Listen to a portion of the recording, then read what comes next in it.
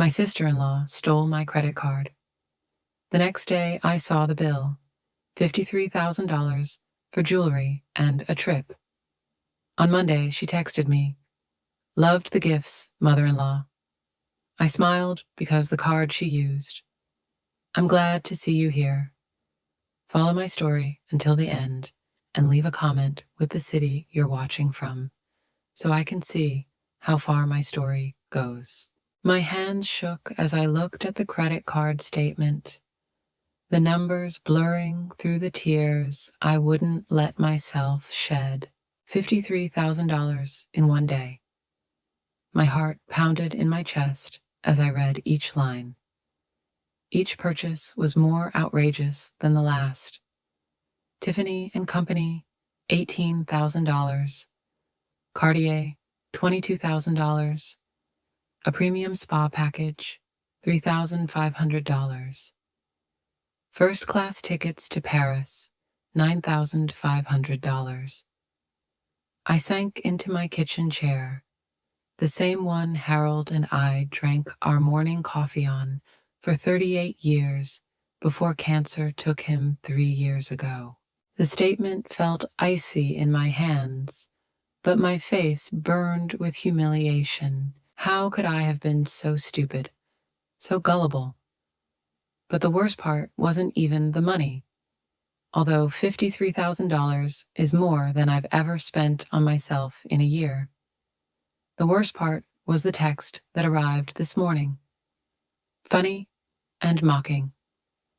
Loved the gifts, mother-in-law.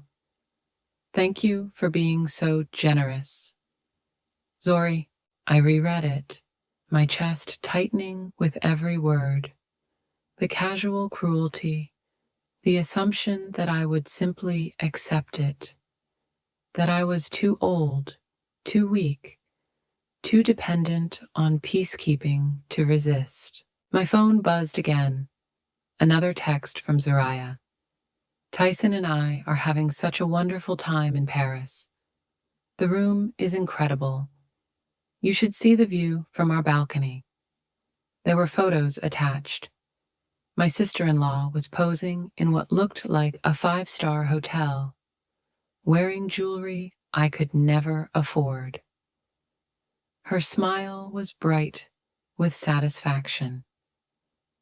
In one photo, she was raising a glass of champagne in a mocking toast. The diamond bracelet on her wrist caught the light like a spotlight, illuminating my humiliation.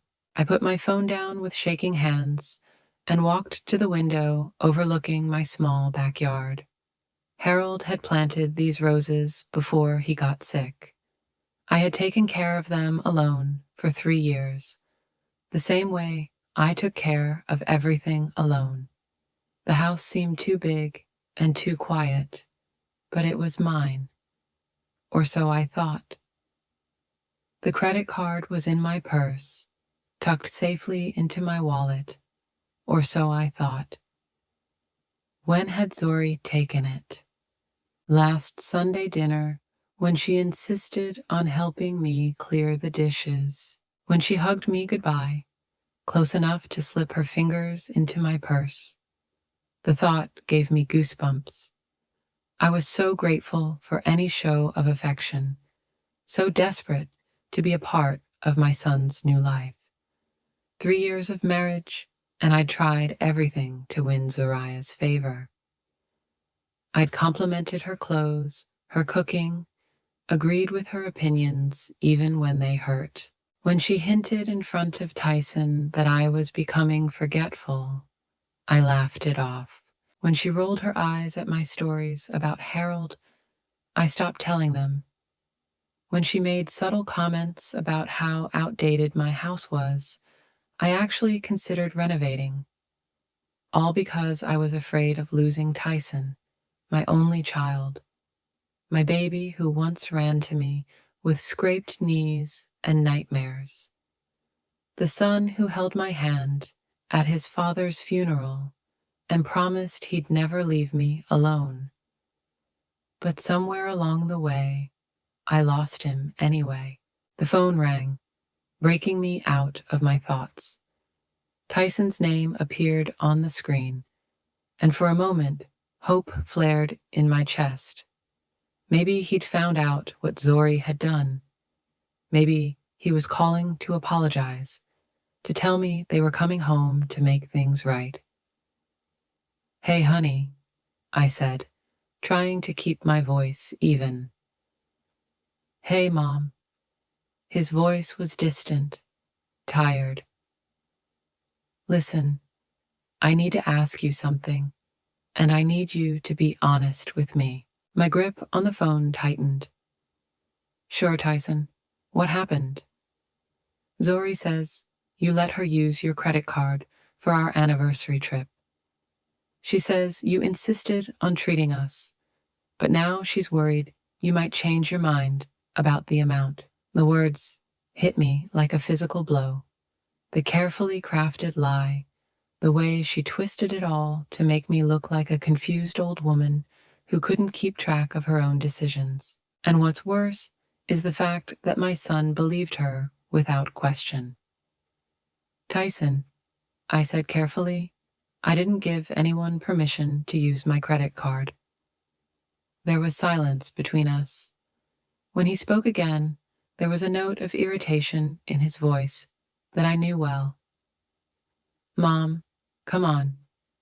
Zori showed me the text messages where you told her to treat herself. She said you were thrilled about the surprise for us." "What messages? I never sent any messages about—" "Maybe you forgot. You've been under a lot of stress lately, and Dr. Peterson mentioned that grief sometimes affects memory." Dr. Peterson, my family doctor for 15 years. When had Tyson talked to him, and about what? "I remember exactly what I said and did," I said, my voice sharper than I had intended. "Someone used my credit card without permission. That's called stealing, Tyson." Another pause. "Look, let's talk about this when we get back, okay? I don't want to ruin our trip because of a misunderstanding." "Misunderstanding?" The words escaped me before I could stop them. $53,000 is not a misunderstanding. 53. His voice trailed off. "Mom, it's not—" Zori said it was just a few thousand for the hotel and souvenirs. For a moment, neither of us said anything. I heard something change in his tone, a crack in the confidence Zori had instilled in him. "Tyson," I said quietly, "check your wife's luggage when you get back. Check her jewelry box, and then ask yourself if a few $1,000s could buy what she's wearing in those pictures she posts." I hung up before he could answer, my hands shaking so badly I could barely put the phone down. The silence that followed was different from my usual loneliness. It wasn't the soft silence of an empty house. It was the hollow echo of betrayal. I spent 3 years trying to buy a love that was never for sale, trying to earn acceptance from someone who saw me as nothing more than a convenient bank account. But as I stared at that credit card statement, something else began to bubble beneath the pain. Something I hadn't felt in years. Something that made me sit up straight and grab my reading glasses to take a closer look at those charges. Because there was something Zori didn't know about that particular credit card. Something that could change everything. I couldn't sleep that night. Every time I closed my eyes, I saw Zori's smug smile from those Paris photos. I heard the casual cruelty in her voice during countless family dinners. How could I have been so blind? How could I have let this go on for so long? The memories came flooding back like a dam had burst. The first warning sign should have been their wedding day itself, when Zori somehow forgot to save me a seat at the family table. I spent the reception sitting with Harold's elderly cousins, watching my son dance with his new wife while she pointedly avoided my gaze. It was just a misunderstanding, Tyson insisted later when I gently brought it up. Zori was so stressed about the seating arrangements. You understand, right, Mom? I understood. I always understood. That was my mistake. Then came the subtle exceptions to family photos. Oh, we were just taking a quick picture, Zori would say, whenever I noticed that somehow every random moment had been captured without me. We can do another one later, but later never came. And the photos that ended up on their social media told the story of a happy couple without any extended family. I remembered the first Christmas after their wedding, when I spent weeks knitting Zariah a beautiful cashmere scarf in her favorite color. She opened it in front of everyone, held it for exactly 3 seconds, and said, "How cute. I'm sure someone will like it." Then she put it away and never mentioned it again. Later, I saw it hanging in their wardrobe with charity shop price tags. But the worst memory, the one that made my chest ache with fresh pain, was from last Mother's Day. I'd invited them over for brunch, spending the morning cooking Tyson's favorite dishes from his childhood. Zori arrived in a stunning new dress and immediately began taking photos of the food I'd made. "It's so authentic," she said, posting the photos to her Instagram. "Nothing beats home-cooked food from an older generation." She presented my food as if it were a museum piece. My cooking was like some quaint relic of a bygone era. But what really hurt was watching Tyson laugh and encourage it, completely oblivious to the way his wife was belittling me with every word. That afternoon, as we sat at the table, Zori began talking about her plans for the future.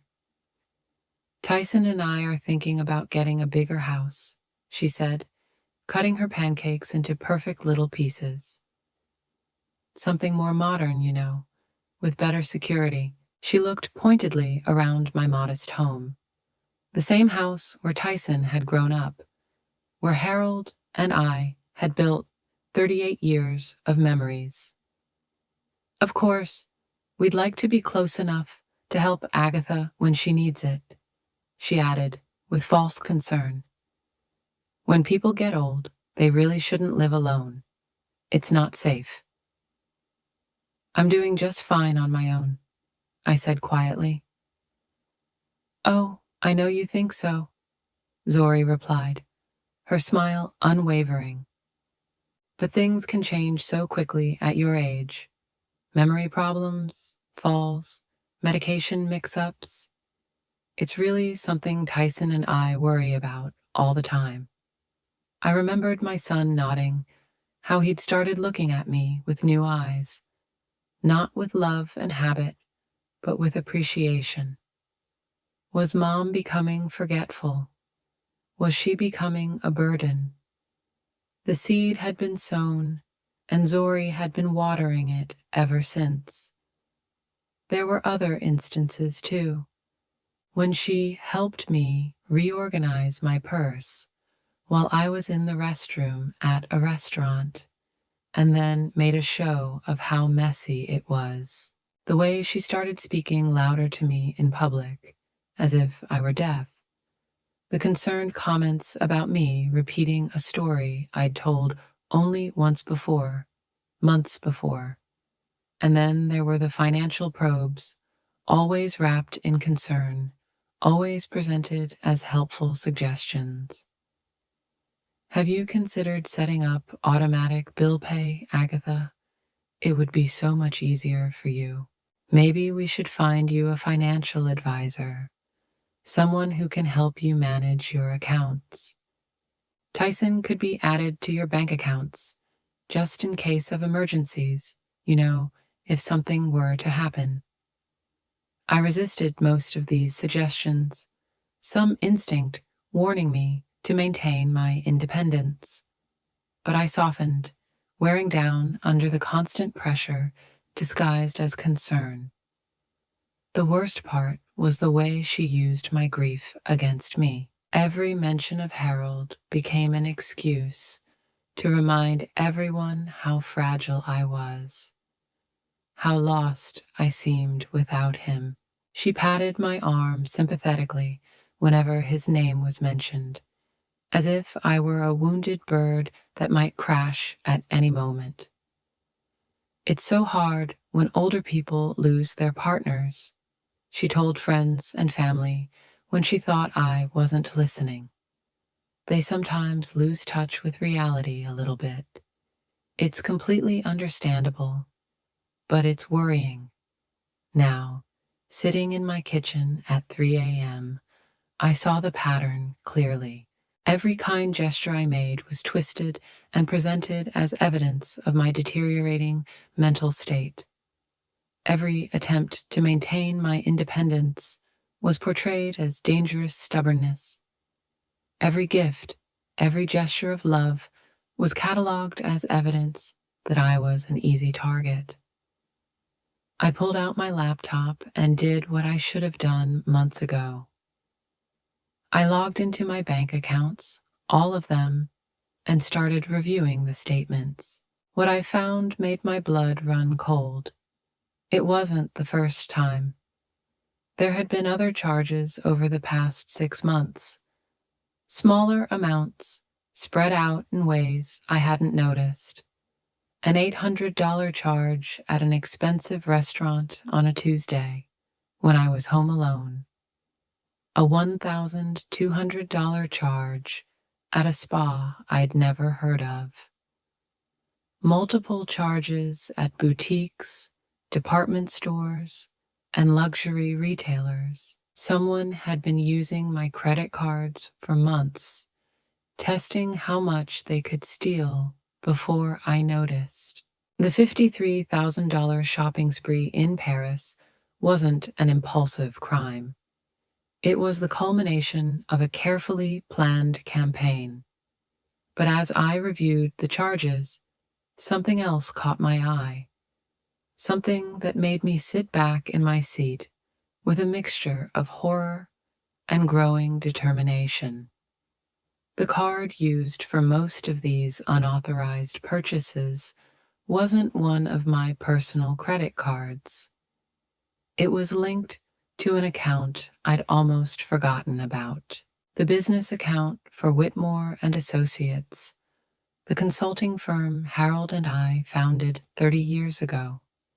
After Harold died, I stepped back from active management, but I never formally dissolved the business.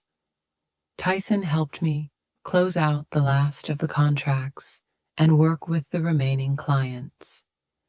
He was the signatory on the account, authorized to make purchases for business expenses, which meant that technically, legally, every charge Zoraya made wasn't just stealing.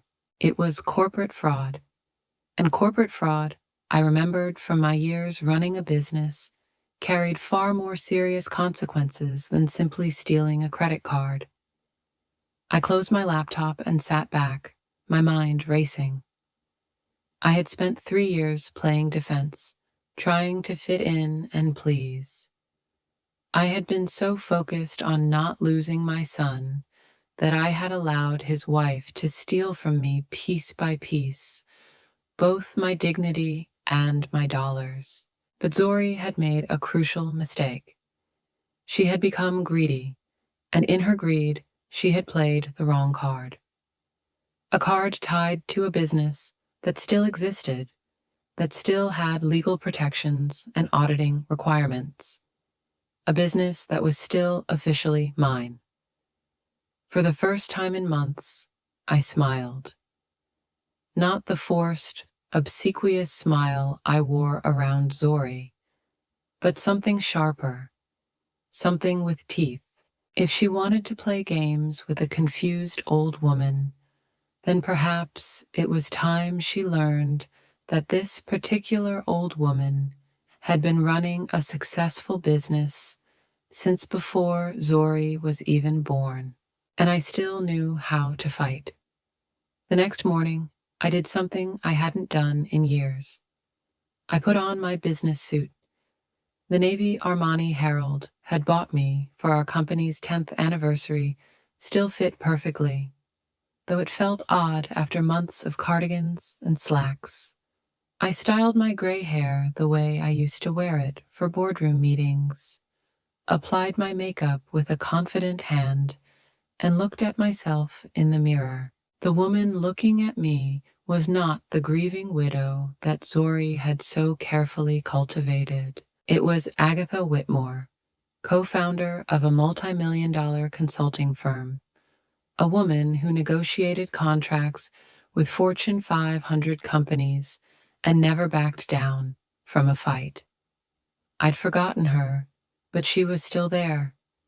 My first stop was downtown, to the office building where Whitmore and Associates had been based for 25 years. I still had my key, though I hadn't used it in over a year.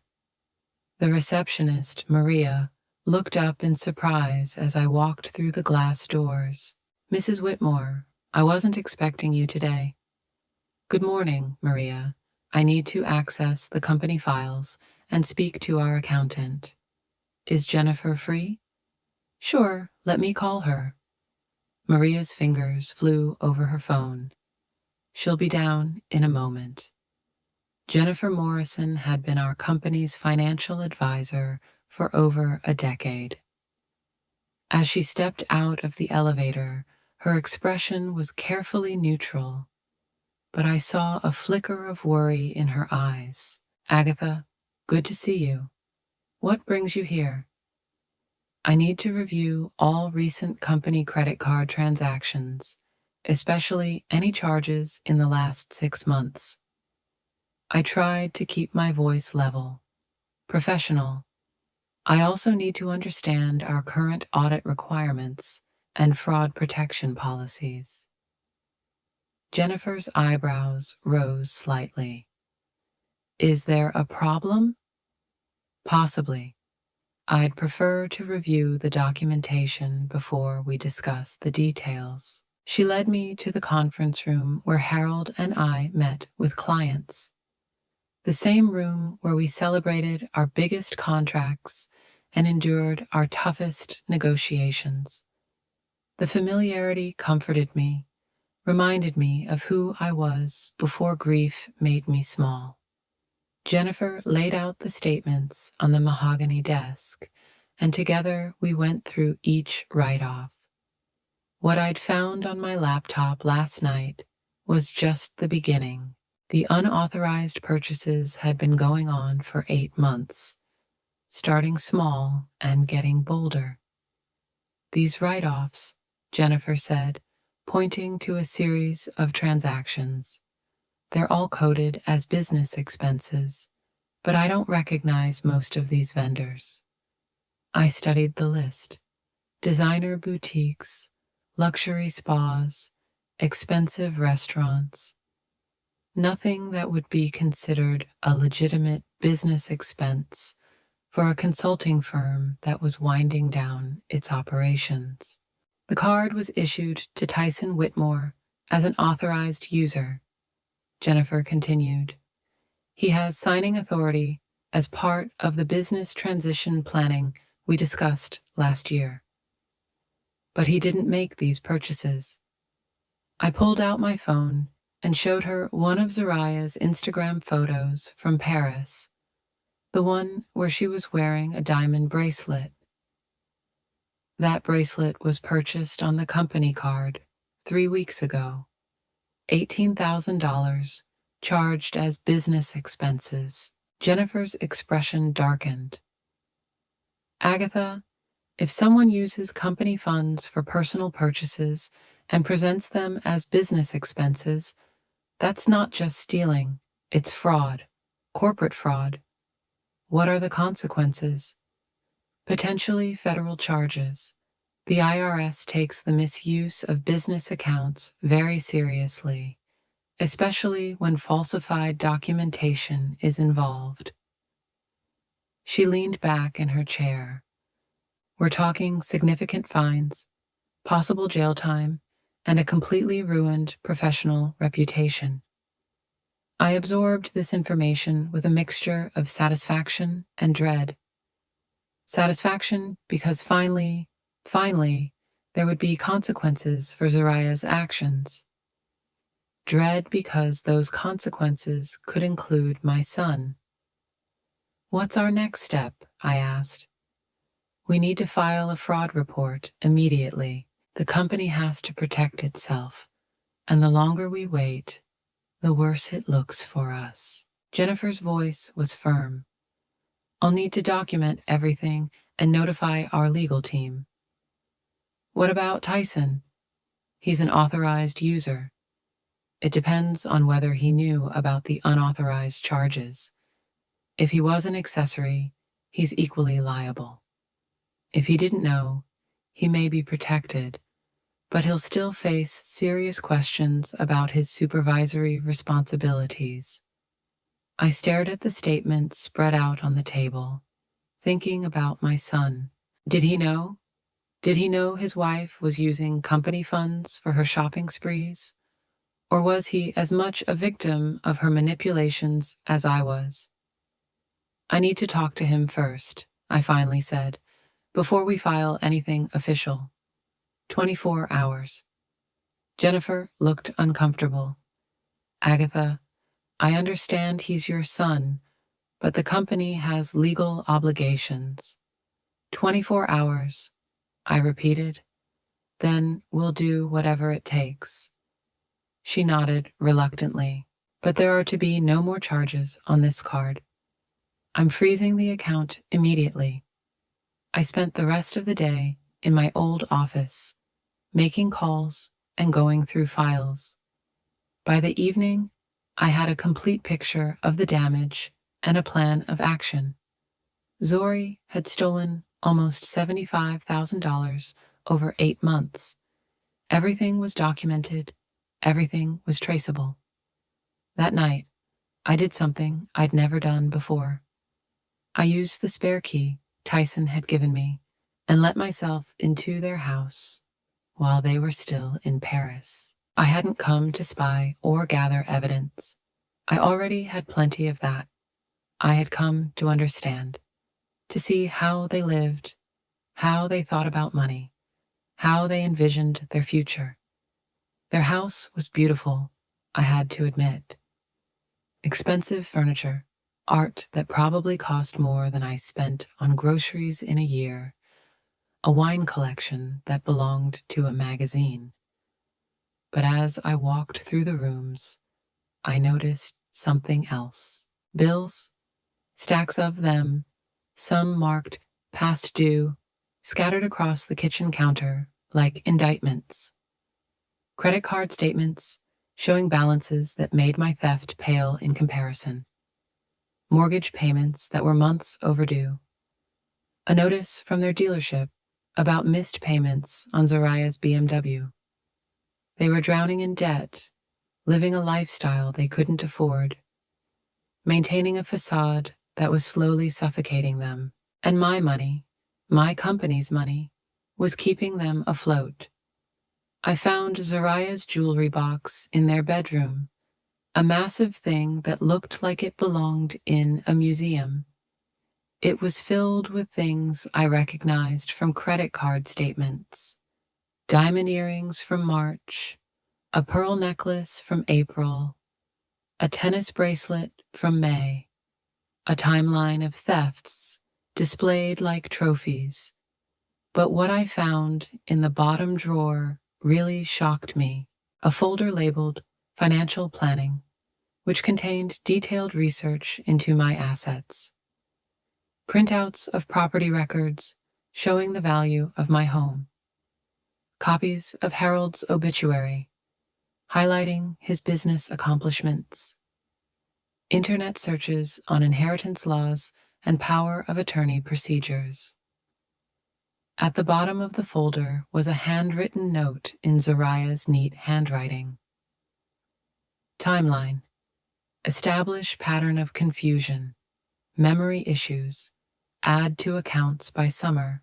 Power of attorney for Christmas. Full access for 18 months. My hands shook as I read it. 18 months. She'd been planning this for 18 months, systematically working to take control of everything Harold and I had built together. Stealing the credit card hadn't been impulsive greed. It had been a trial run for something much bigger. I snapped a photo of the documents with my phone, my heart pounding so hard I was afraid the camera would shake. Then I carefully returned everything exactly as I found it and left their house. When I got home, I poured myself a glass of Harold's best scotch and sat in his old chair, thinking, Zori wasn't just a manipulative daughter-in-law. She was a predator who had identified me as prey and had been systematically hunting me for over a year.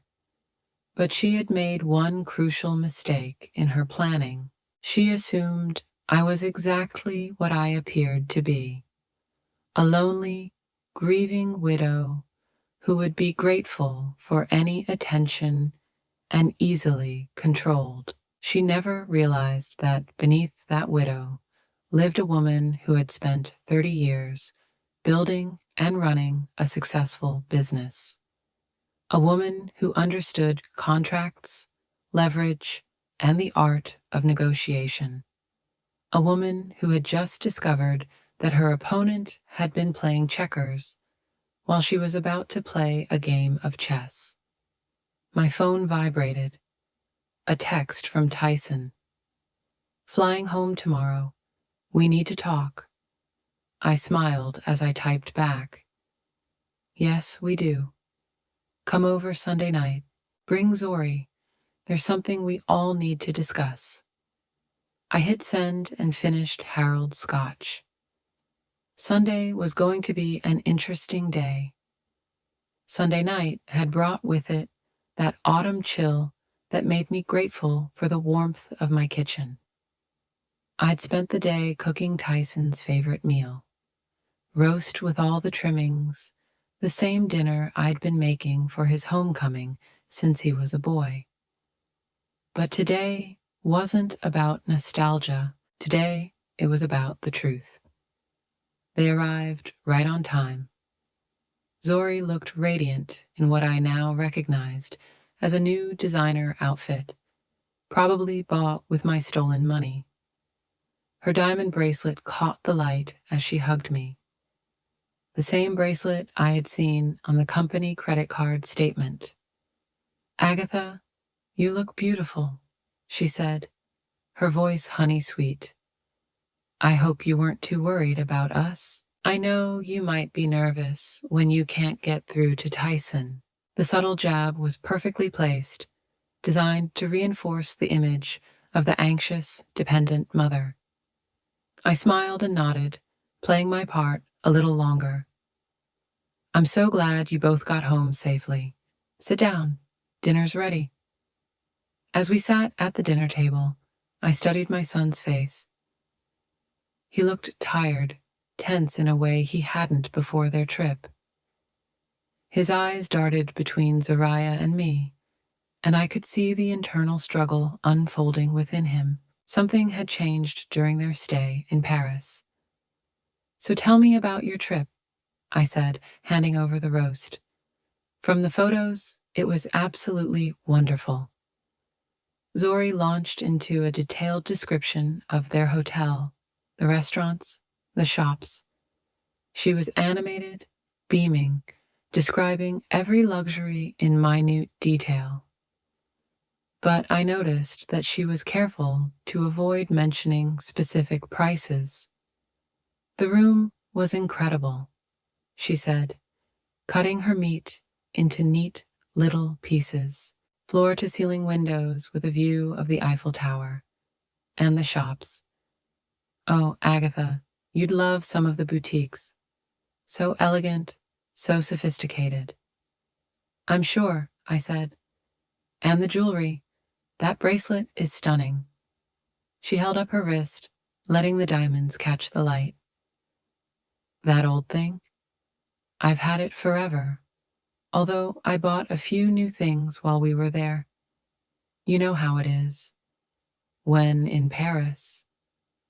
The lie rolled off her tongue so easily, so naturally. I glanced at Tyson, wondering if he'd noticed, but his expression was unreadable.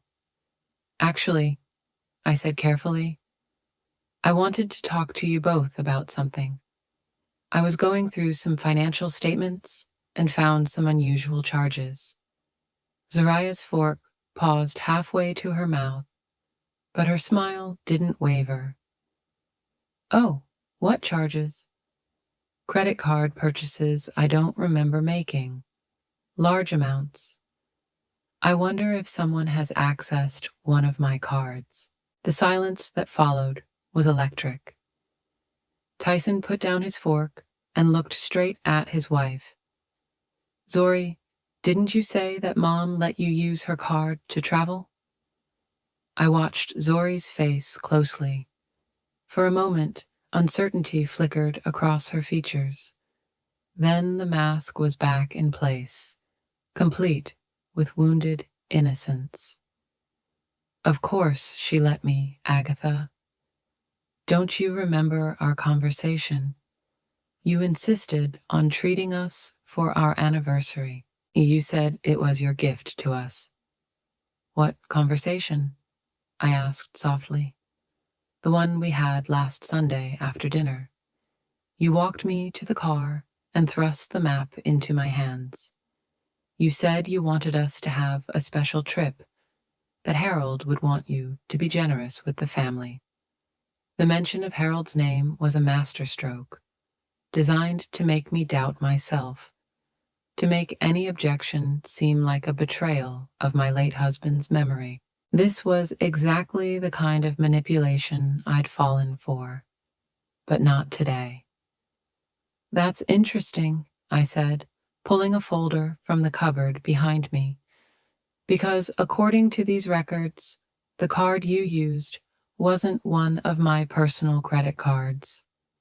I spread the statements out on the table between us, watching both of their faces as they processed what they were seeing.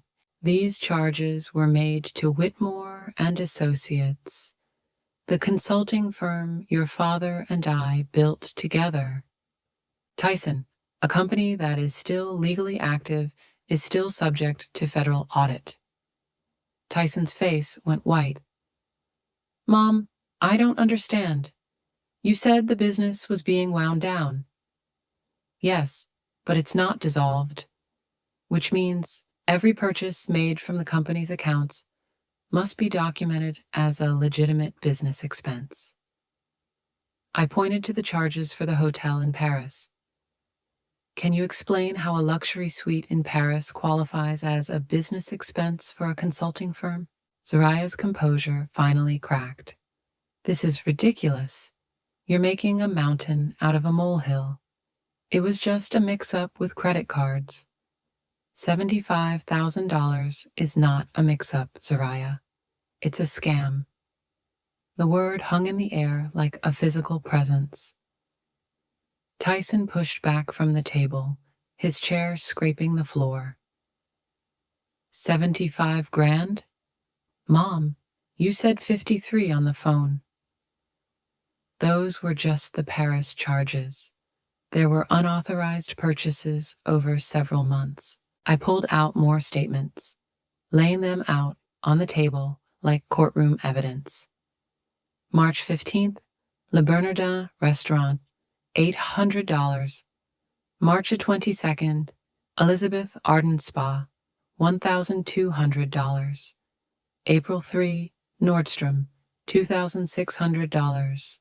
With each date and amount, Zori seemed to shrink in her chair, but Tyson grew larger, his shoulders straightening as understanding dawned. You've been using Mom's business account for months. His voice was deathly quiet. It wasn't supposed to be anything serious, Zori said, her voice losing its confidence. She had a lot of money. The business was just sitting idle. A business that could send us both to federal prison if the IRS decided we were committing fraud. Tyson's voice rose. A business I'm authorized to run. Zori, do you have any idea what you've done? What have I done? Her voice became sharp, defensive. What did she do? Sitting on all this money while we're drowning in debt. Living in this big house alone while we can barely pay the mortgage. She's your mother.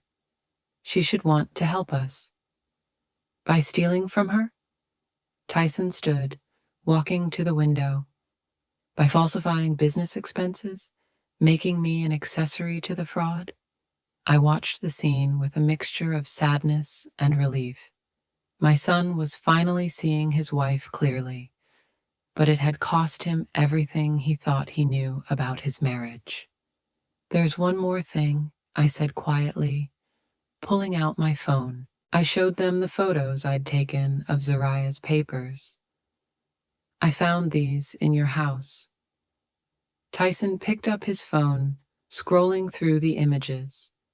With each photo, his expression grew harder, more distant. When he reached the document with the timeline, he actually laughed, but it was a humorless sound. Christmas power of attorney, he read aloud, full access for 18 months. He looked up at his wife, and I saw the very moment his love died. You planned to take everything. Not just from Mom, but from me too. Once you had control of her assets, how long would it be before you decided you didn't need me anymore? Zariah's face flushed, her carefully constructed calm completely gone. That's not true. I love you, Tyson. I did this for us, for our future. No, he said, his voice hard and cold. You did this for yourself.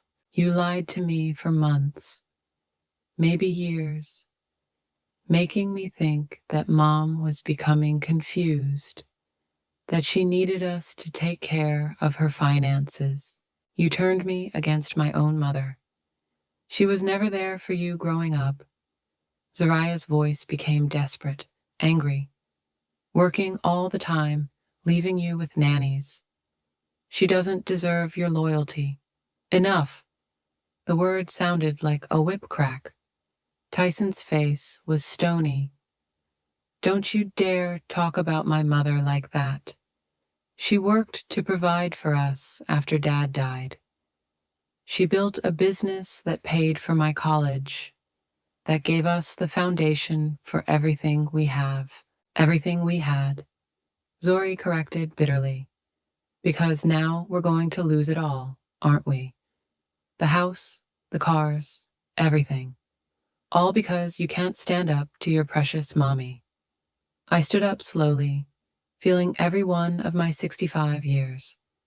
Actually, Zori, it depends entirely on what happens next. They both turned to me. Tyson, hopefully. Zori, calculatingly. I've spoken to our company's legal team. The fraud report hasn't been filed yet. The charges can still be settled as a family matter, paid off with interest and penalties. No criminal charges, no federal investigation. What's the catch? Zori asked, because she was smart enough to know there would be one. I looked at my son, seeing Harold's honesty in his eyes, the same moral compass that made me fall in love with his father. The catch is, it ends now. Everything. The manipulation, the lies, the stealing, and there will be consequences.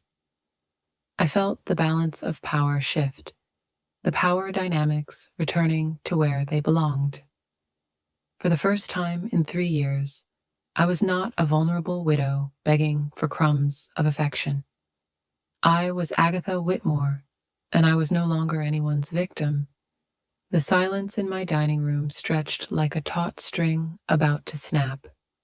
Zori sat tense in her designer dress, which suddenly felt like armor that had failed to protect her. Tyson stood by the window, his reflection ghostly in the dark glass, his shoulders slumped under the weight of everything he had just learned. "What consequences?" Zori asked, her voice carefully controlled, but I could hear the fear beneath it. I walked over to my desk and pulled out the folder I had prepared earlier. Inside were the documents that would change everything: contracts, legal papers, and financial statements that told the true story of the last 3 years. "First," I said, sitting back in my chair with the folder in my lap, "you're going to return every single item purchased with company money. Every piece of jewelry, every designer outfit, every luxury item. I have photos and receipts for all of it." Zoraya's hand instinctively went to her diamond bracelet. "That's impossible.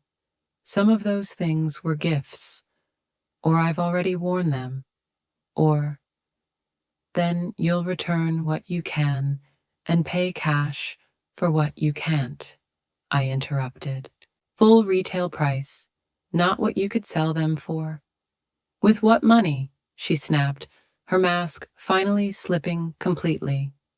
"You know we don't have that kind of money." "Then you figure it out.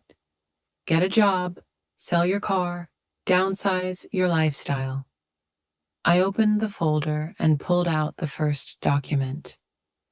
"Because the alternative is federal fraud charges, and I don't think orange is really your color." Tyson turned from the window, his expression drawn. "Mom, what now? You said consequences, plural." This was the hard part, the part I'd been dreading and anticipating in equal measure. I pulled out the second set of papers. "Zori will be signing an IOU for the full amount stolen, plus interest and penalties. $78,467 to be repaid over 5 years at market interest rates. That's almost $16,000 a year." Zori's voice rose to a near squeal. "We can't afford that. You should have thought of that before you decided to fund your lifestyle at my expense." I tried to sound level, professional, but that's not all. "You'll also sign a statement acknowledging the unauthorized use of company funds, which I'll keep as insurance against future misunderstandings." Zoraya's face went pale beneath her expertly applied makeup. "You're trying to destroy me." "No, Zori, you destroyed yourself. I'm just making sure you can't destroy anyone else." I pulled out the last document, the one that would hurt the most, but was absolutely necessary. "And you will agree to have no contact with me in the future. No family dinners, no holiday gatherings, no attempts at reconciliation. You will stay out of my home, my business, and my life." "You can't do that." Zori jumped to her feet, her chair scraping across the floor. "You can't cut me off from my family. What about Tyson? What about the future grandchildren?" I looked at my son, seeing the pain in his eyes, but also something else. Relief, like a weight he had been carrying without realizing it had finally been lifted. "Tyson is my son, and he will always be welcome in my home. But you've proven that you can't be trusted, and I will not subject myself to further manipulation." This is insane, Zori said, now pacing like a caged animal. You're destroying our marriage over money, over a misunderstanding. I'm not destroying anything, I replied calmly. I'm simply protecting myself from someone who has spent the last 3 years systematically trying to steal everything my husband and I have built. What you and Tyson decide to do with your marriage is your business. Tyson finally spoke, his voice quiet but firm. She's right, Zori, about everything. Tyson, you can't seriously take her side. There are no sides here, he said, turning fully to face his wife. There's right and wrong, and what you did was wrong. Not just the stealing, but the lying, the manipulation, the attempt to turn me against my own mother. Zoraya's expression changed, pleading, desperate. Baby, please. I made some mistakes, yes, but I did it for us, for our future. Your mother has more money than she'll ever spend, and we're struggling. I was just trying to even the playing field. Committing fraud? Planning to have her declared incompetent so you could steal everything? Tyson's voice was getting louder. 3 years of pent-up frustration had finally found its outlet. I read those documents, Zori. Your timeline, your plans. You weren't trying to help our marriage. You were planning to get rid of me as well, once you had control of Mom's assets. That's not true. Then explain the divorce settlement studies in the same folder. Explain why you were looking into asset protection in a divorce. Zoraya's mouth opened and closed without a sound. She was caught completely and thoroughly, and for the first time since I'd known her, she didn't have a smart answer. I stood up, feeling stronger than I had in years.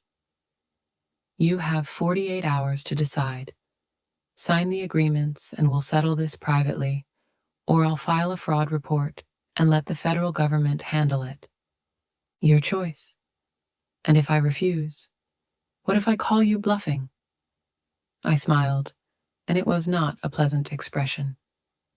Try it. I've been in business for 30 years, Zori.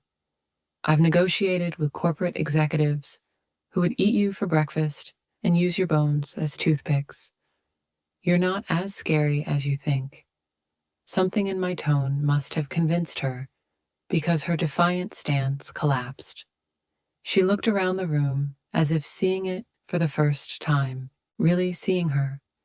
Family photos that didn't include her, comfortable, lived-in furniture that spoke of decades of real happiness, evidence of a life built on love and hard work, not manipulation and theft. It's not over, she finally said, but there was no conviction in the words. Yes, it is, I said. It was over the moment you decided to steal from me.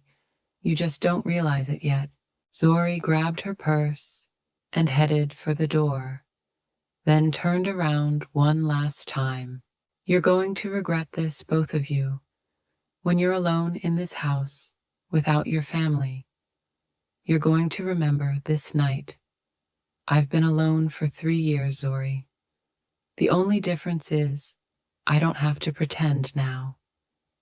She slammed the door so hard the windows shook.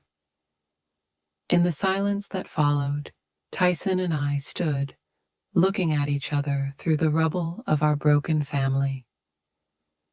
Mom, he finally said, his voice breaking.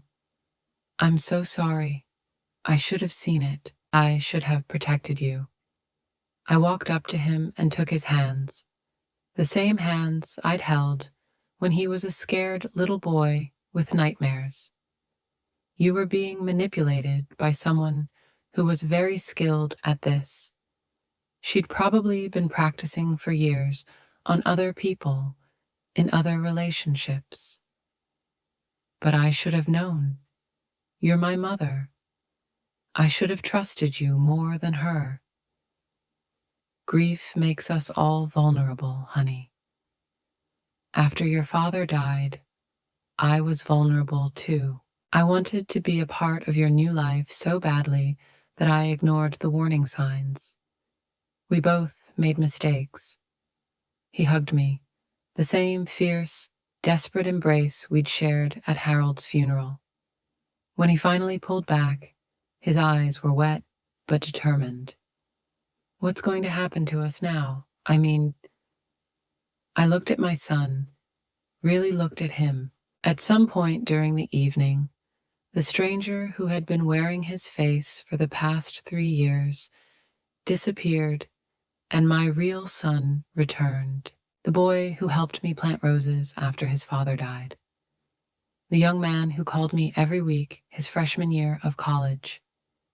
The son who promised to always take care of me. Now we're going to figure out how to be a family again. Just the two of us. The way it was always supposed to be. He nodded, wiping his eyes with the back of his hand. And Zori? Zori will do what she's always done. She'll get back on her feet, find someone new to manipulate, start the cycle all over again. But that's not our problem anymore.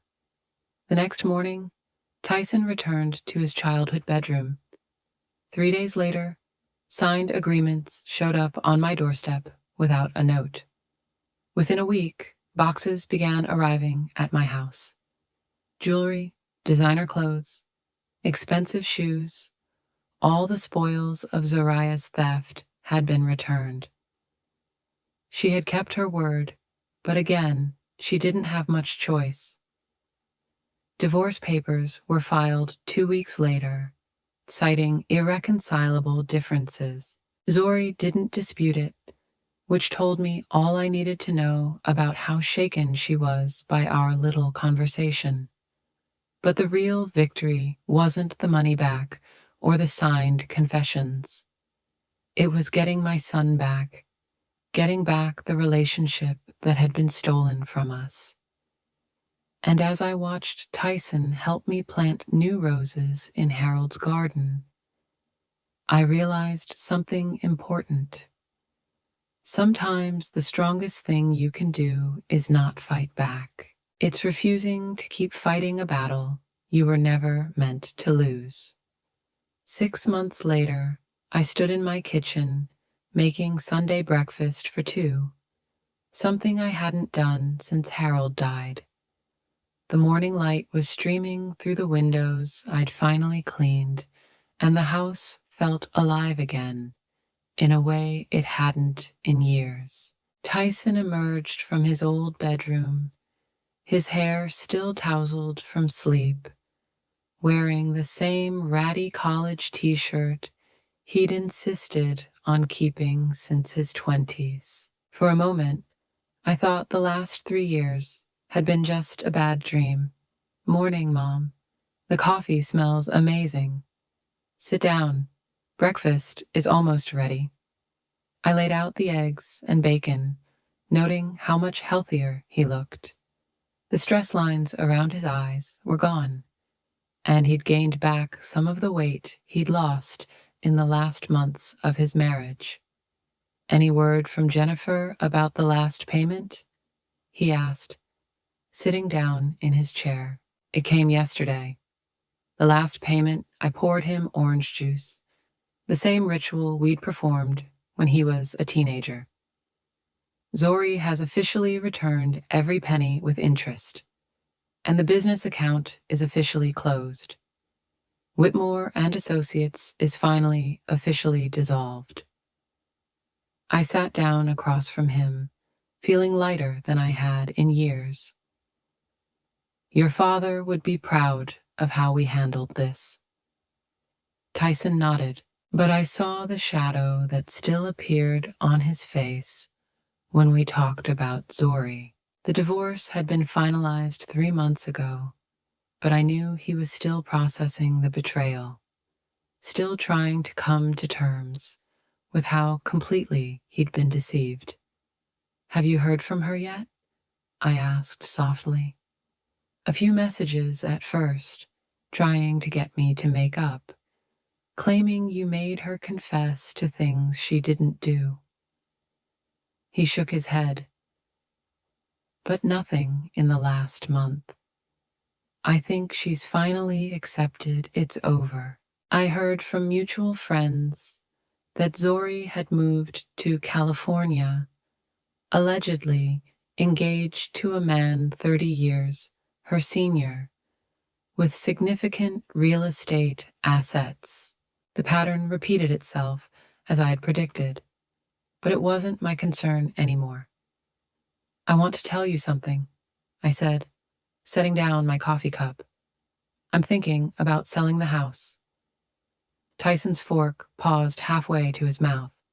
Really? Why? It's too big for me now, and frankly, there are too many memories within these walls. Some good, some not so good. I think it's time to start over. Where would you go? I smiled, feeling a thrill of excitement I hadn't felt in years. I've been looking at apartments downtown by the waterfront. There's a great place with floor-to-ceiling windows overlooking the harbor. Much more manageable for someone my age. That sounds perfect for you, he said, and I could hear the genuine joy in his voice. You deserve to live somewhere you can wake up in the morning. What about you? Have you thought about what happens next? Tyson had been living with me since the breakup, and while I loved having him there, I knew it wasn't a permanent solution. He was 34 and had his own life to rebuild. Actually, I wanted to talk to you about that too. He put down his fork and looked at me straight. I got a job offer, a good one. Tell me about it. Morrison Consulting downtown. They want me to head up their new digital transformation department. It's exactly the kind of job I wanted to do, and the pay is... He paused. Enough so I can afford a decent place to live. That's great, honey. When do you start? Next month, if I say yes. But I wanted to make sure you'd be okay on your own. I reached across the table and covered his hand with mine. Tyson, I've spent 65 years taking care of myself. I think I can handle a little more. I know, but after everything that happened with Soraya, I'm worried that you might be vulnerable to... What? Another manipulative daughter-in-law. I laughed, surprised at how sincere it sounded. Darling, I've learned my lesson. The next woman you bring home will have to pass a much stricter test. The next woman I bring home will have to understand that my mother is a force to be reckoned with, he said with a grin. I think that will weed out most of the gold diggers. After breakfast, we drove to a waterfront apartment I had my eye on. The real estate agent, a pleasant woman named Sarah, met us in the lobby of a converted warehouse building that had been transformed into luxury residential apartments. This is the one I mentioned, she said, leading us to the elevator. 10th floor, corner unit, amazing views. As she opened the door, I heard Tyson's sharp intake of breath. The space was stunning. An open floor plan, a modern kitchen, hardwood floors, and windows that showed off the harbor like a painting. Mom, this is incredible, he said, walking to the windows. Look at this view.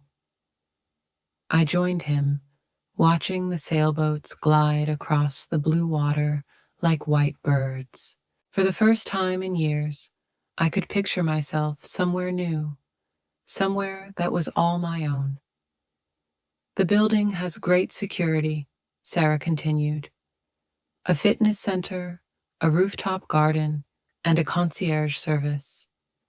It's very popular with professional women who want luxury without the headache of home maintenance. "What's the HOA situation?" I asked, because Harold had taught me to always be aware of hidden costs. "Very reasonable for what you get. About $400 a month covers all utilities except cable and internet, plus all amenities."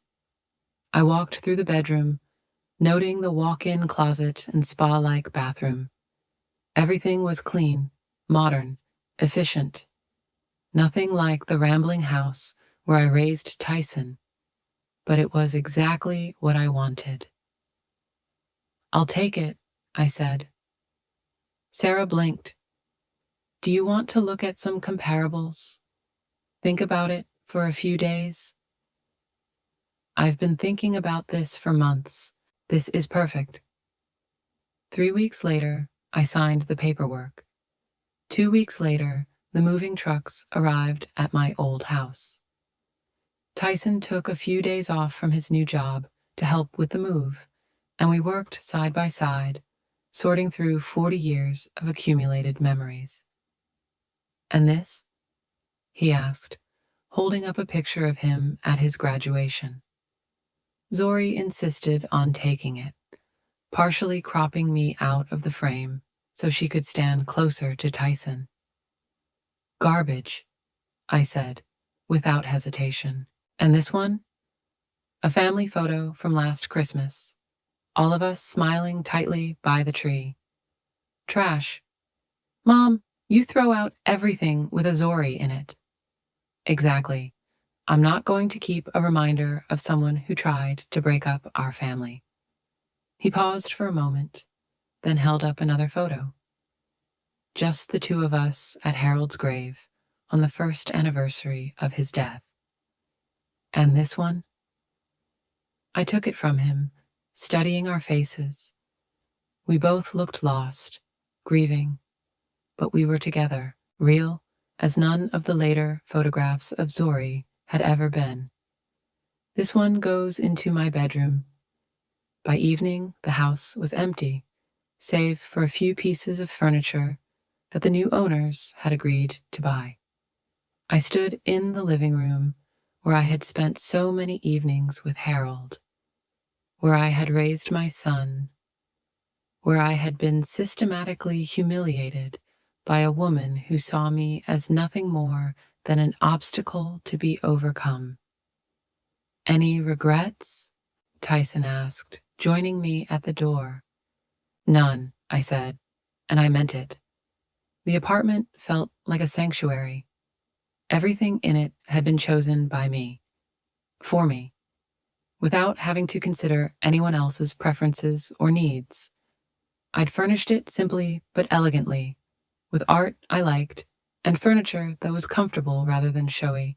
My first evening there, I sat on my new sofa with a glass of wine, watching the sunset paint the harbor in golds and pinks.